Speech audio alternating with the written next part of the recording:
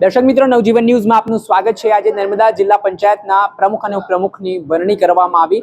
આમ આદમી પાર્ટી પાસે બહુમતી હતી અને જિલ્લા પંચાયતના પ્રમુખ તરીકે અંજનાબેન વસાવા અને ઉપપ્રમુખ તરીકે સંગીતાબેન તડવીનું નિમણૂક કરવામાં આવી છે। ને અત્યારે જે જિલ્લા પંચાયતના તમામ ચૂંટાયેલા સભ્યો હતા તેમના દ્વારા ફૂલહાર પહેરાવી મીઠાઈઓ ખવડાવીને સ્વાગત પણ કરવામાં આવ્યું હતું અને આ ક્ષણને વધાવી લેવામાં આવી હતી। જે રીતે આ વખતે વાત કરીએ તો નર્મદા જિલ્લામાં આમ આદમી પાર્ટીનું જાદુ ચાલ્યું હોય, ધારાસભ્ય ચૈતર વસાવાની મહેનત રંગ લાવી હોય તેવું કહેવાય રહ્યું છે, કેમ કે ભારતીય જનતા પાર્ટીનું છેલ્લા 15 વર્ષથી નર્મદા જિલ્લા પંચાયતમાં એકતું શાસન ચાલી રહ્યું હતું, પરંતુ જે રીતે સ્થાનિક સ્વરાજ્યની ચૂંટણીના પરિણામો આવ્યા તેણે સૌ કોઈને ચોંકાવી દીધા। 4 તાલુકા પંચાયત જેમાં ડેડિયાપાડા, સાગબારા, ચિગદા અને ગરુડેશ્વર તાલુકા પંચાયતમાં આમ આદમી પાર્ટીની ભવ્ય જીત હાંસલ થઈ હતી અને ત્યારબાદ ચર્ચા વિચારણા ચાલી રહી હતી કે કોને પ્રમુખ પદ તરીકે નિમણૂક આપવામાં આવે, કોને નર્મદા જિલ્લાની કમાન સોંપવામાં આવે અને અંતે જે તમામ સંગઠનના નેતાઓ દ્વારા નર્મદા જિલ્લામાં ચર્ચા વિચારણા થઈને ત્યારબાદ હવે આજે જે પ્રમુખ અને ઉપપ્રમુખની વરણી થઈ ચૂકી છે, ત્યારબાદ ધારાસભ્ય ચૈતર વસાવાનું પણ મહત્વનું નિવેદન સામે આવ્યું છે,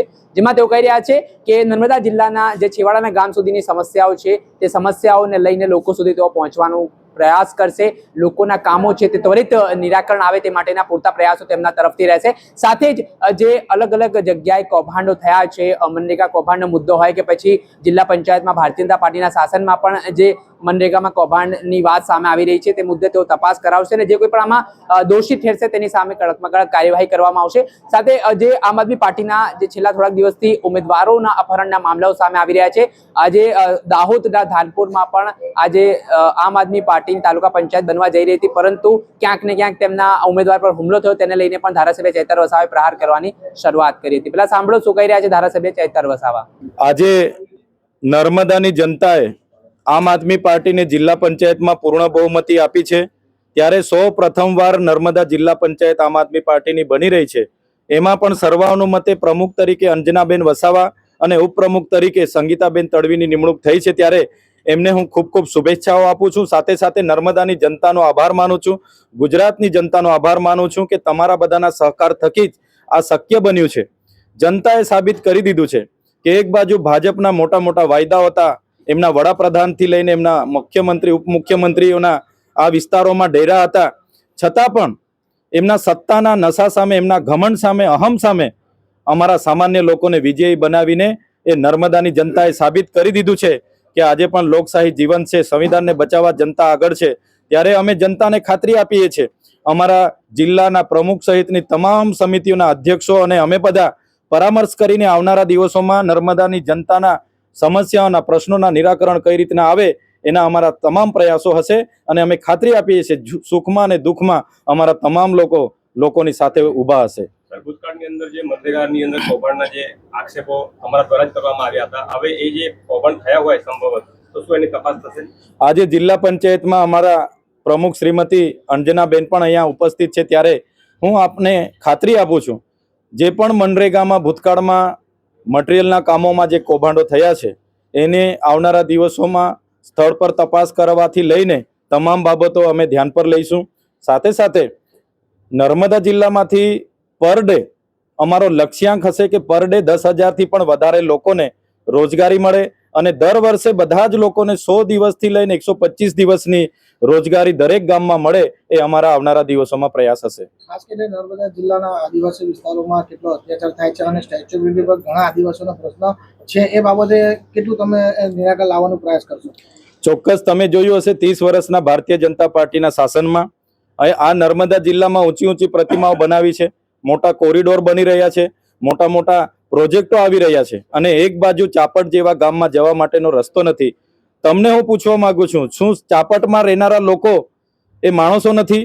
શું તુંબડાવાડીમાં રહેનારા લોકો માણસો નથી? શું શાહદા ડોકટીમાં જૂના રાજમાં રહેનારા માણસો નથી? કેમ એમને રસ્તો નથી મળતો? કેમ એમને લાઇટ નથી મળતી? કેમ એમને સુવિધા નથી મળતી? એટલે અમારું પહેલું પ્રાયોરિટી જે લોકો વંચિતો છે, જેમને આજ દિન સુધી એમને યોજના નથી પહોંચી, લાભ નથી પહોંચ્યો, એમને ન્યાય આપીશું। એમને સુધી અમારી યોજનાઓ પહોંચાડીને એમને પણ સમાનતાની ધારામાં લાવવાનું કામ એ આમ આદમી પાર્ટીનું હશે। થોડાક મિનિટ પહેલા ખબર પડી છે કે દાહોદમાં જિલ્લા પંચાયતના સભ્યો પર આમ આદમી પાર્ટી પર હુમલો થયો છે, એ ઘટના શું છે, તમને જાણ થઈ છે? ત્યાં અમારે પ્રમુખ શ્રી ભાનુભાઈ સાથે હમણાં જ મારે વાત થઈ છે। ધાનપુર તાલુકાની જનતાએ આમ આદમી પાર્ટીના 12 જેટલા તાલુકા પંચાયતના સભ્યને ભવ્ય વિજય અપાવ્યો હતો અને પ્રમુખમાં આમ આદમી પાર્ટીના પ્રમુખ ઉપપ્રમુખની આજે વરણી હતી અને એ લોકો પ્રમુખમાં બેસવાના હતા. ત્યારે એ ધાનપુરમાં આપણી બહુમતી હતી અને ત્યાં તાલુકા પ્રમુખ ઉપપ્રમુખ આપણે બેસવાના હતા અને આજે તે લોકો સામાન્ય સભામાં જતા હતા.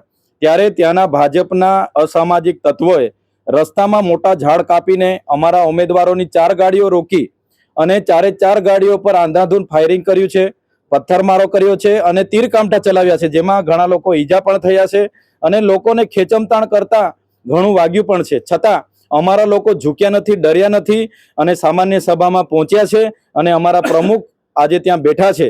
ત્યારે ભાજપના લોકોના જે વર્ષોના કૌભાંડો છે, એમનો ભ્રષ્ટાચાર છે, આમ આદમી પાર્ટી સત્તામાં આવે તો બધું ખુલવાનું છે એનો ડર લાગે છે અને જેલ જવાનો વારો છે. એના ડરથી આવી નિમ્ન કક્ષાની ઘટનાઓ જે ઘટે છે એનો અમે નિંદા કરીએ છીએ અને આપના માધ્યમથી કહીએ છીએ કે અમારા લોકોને જે ડરાવવાની વાતો થાય છે, અમે ડરવાના નથી.